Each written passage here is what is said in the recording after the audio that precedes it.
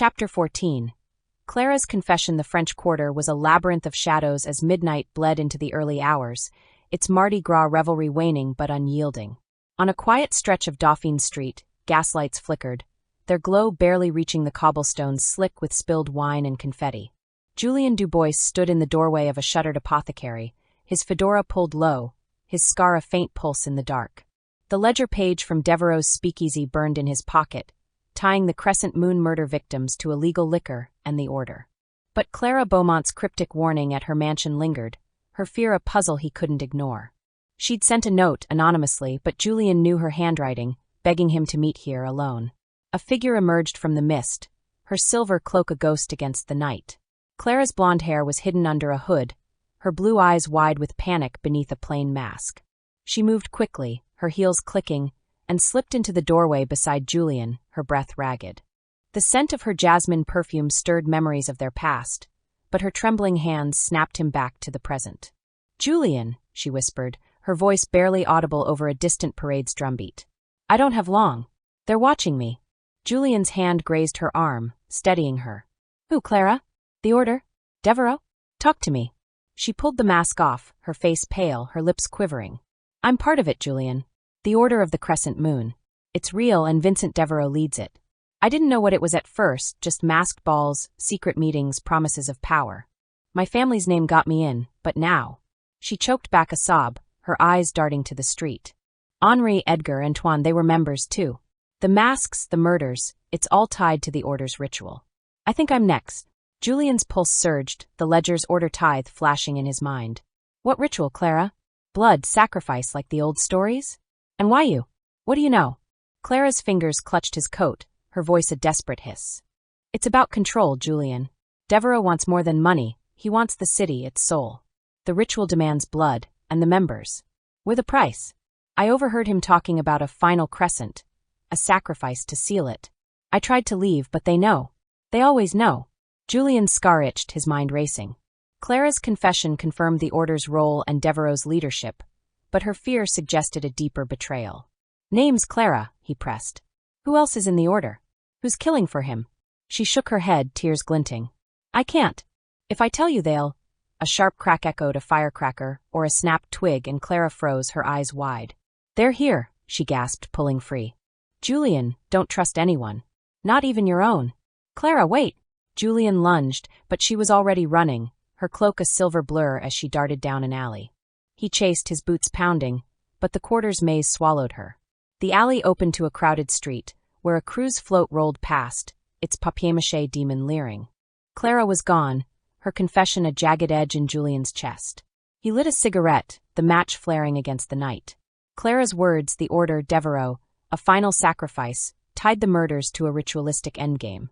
Her fear was real, and her warning about trust echoed Madame Zora's, stirring unease about Grayson, the missing evidence, even Celeste. Julien crushed the cigarette, his resolve hardening.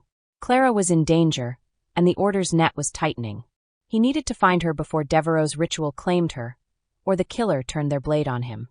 As the parade's drums faded, the crescent moon hung low, a silent witness to the secrets unraveling in the Quarter's heart. Chapter 15. The fourth masque. The Mississippi River churned under a bruised dawn, its muddy waters lapping at the French Quarter's levee.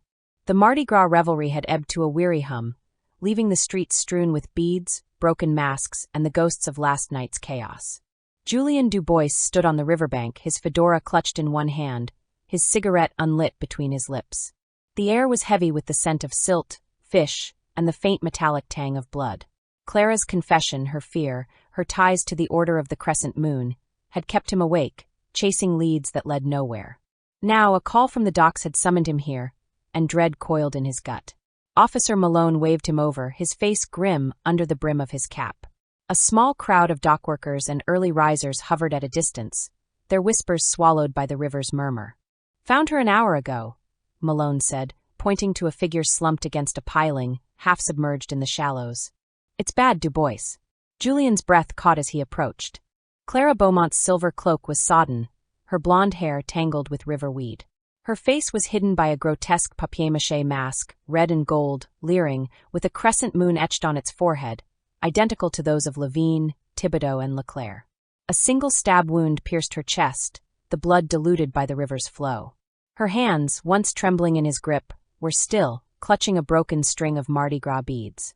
"Clara," Julian whispered, his voice breaking. He crouched, his fingers brushing the mask's edge, the leather straps knotted with cruel precision. Her fear had been a prophecy, her warning about the Order's reach now a reality. He'd failed her, just as he'd failed his sister, Amelie, years ago. The scar on his jaw burned, grief and rage twisting in his chest. "I'll find them," he vowed, his voice low, fierce. "I'll stop this." Malone shifted, uneasy. "Coroner's on the way. No witnesses, as usual.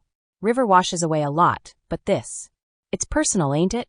Julian didn't answer, standing as the dawn's light glinted off the mask. The Order, led by Vincent Devereaux, was slaughtering its own, and Clara's death was a message to him, to anyone daring to dig. He lit his cigarette, the match flaring, and turned back to the quarter. The killer was accelerating, and Julian's time was running out. Across town, in the Times-Picayune newsroom, Celeste Moreau sifted through a pile of Clara Beaumont's belongings, sent anonymously to her desk. Her article on the murders was half-written, but Clara's name, whispered in society circles, had drawn her here. Among the trinkets, a locket, a silk scarf, was a leather-bound diary, its pages filled with Clara's elegant script. Celeste's pulse quickened as she read, her amulet warm at her throat. "The Order meets at the old sanctuary," Clara had written. "A place of moss and ruin, where the crescent moon rises. Devereaux speaks of a final sacrifice, a ritual to bind the city. I fear I'm part of it." The entry ended abruptly, a sketch of a crescent moon smudged with ink. Celeste's mind raced, a ritual site, outside the city, tied to the murders. She tucked the diary into her bag, her resolve hardening. Clara's death wasn't news yet, but when it broke, Celeste would be ready. As she left the newsroom, the quarter's jazz wailed, a dirge for Clara. Celeste glanced at the river, unaware of the body it cradled, but certain of one thing. The Order's ritual was nearing its climax, and she and Julian were running out of time to stop it. Chapter 16. The diary's clue. The French Quarter hummed with the restless energy of Mardi Gras third day, its streets alive with the clatter of parade floats and the wail of clarinets. In a cramped attic room above a Royal Street cafe, Celeste Moreau sat cross-legged on the floor, Clara Beaumont's diary open before her. The air was thick with the scent of chicory coffee and old wood, the room lit by a single oil lamp that cast flickering shadows on the walls. Her amulet hung heavy at her throat, a reminder of Madame Zora's warnings. Clara's death, though still unconfirmed, loomed in Celeste's mind, and the diary's pages were a map to the killer's heart. Celeste's green eyes scanned the elegant script, her pencil marking key phrases. Clara's entries were a mix of society gossip and veiled fears, but one passage, dated a week ago, stood out. "The Order gathers at the sanctuary, a place of moss and ruin beyond the city. The crescent moon rises there, and Devereaux speaks of a final sacrifice. I fear it's my blood they want." A crude map followed, sketching a river bend and a lone oak, labeled Magnolia's End. Celeste's pulse quickened. The sanctuary was real, a ritual site where the Order, led by Vincent Devereaux, wove its deadly plans.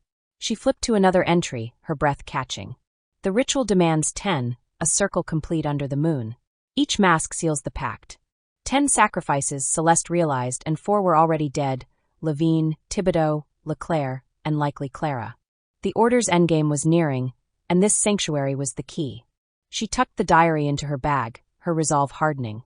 She needed Julian, his badge, and his grit to follow this lead, but the newsroom buzzed with whispers of a new body in the river. If it was Clara, time was slipping away. Across the quarter, in a smoky precinct office on Tulane Avenue, Julian Dubois stood over a desk littered with reports, his scar stark under the fluorescent glare. Clara's masked corpse in the Mississippi haunted him, her confession about the Order a wound that wouldn't close. The ledger from Devereaux's speakeasy tied the victims to liquor profits, but her death, personal, brutal, pointed to a deeper ritual. His sister Amelie's murder, a decade old, gnawed at him, her crescent moon pendant a ghost in his memory. The precinct door swung open and Celeste strode in, her cloche hat askew, her eyes blazing. "Julian," she said, tossing the diary onto his desk. "Clara's diary. It mentions a sanctuary where the Order meets, a place called Magnolia's End, outside the city. There's a map, a ritual site. They're planning a final sacrifice, and I think it's happening soon." Julian's heart stopped as he opened the diary, his fingers tracing the sketched oak and river bend. Magnolia's End, he muttered, his voice hollow. It's a derelict plantation, 20 miles upriver. Overgrown, abandoned. Where my sister Amelie was found dead 10 years ago. His eyes met Celeste's, raw with pain. Her body was near that oak, a crescent moon pendant in her hand. I never solved it, but if the order's tied to that place. Celeste's breath caught, the weight of his words sinking in. Then it's not just Clara. It's personal, Julian. The order's been at this for years, and Magnolia's End is their altar. Julian stood, his cigarette unlit, his jaw tight. We go there, Celeste. Tonight. If the order's meeting, we'll catch them, or find proof of their ritual. But it's dangerous, and I'm not losing anyone else. Celeste nodded, her amulet glinting. I'm in, detective. For Clara, for Amelie, for the truth. As they left the precinct, the quarter's jazz wailed, a mournful echo of the secrets buried at Magnolia's End. The sanctuary awaited, a place of moss and ruin, where the crescent moon's shadow held answers and danger.